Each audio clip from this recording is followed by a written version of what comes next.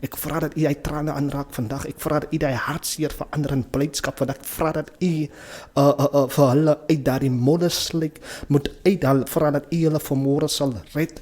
Die huwelike, Here, ek vra dat U vanmôre die wat hulle werke verloor het, dat U hulle weer hoop sal gee en U weer hulle werke sal teruggee en oral waar ons is in die lewe, enige ramp wat ons getref het, ek vra dat U ons sal herstel vandag, Here.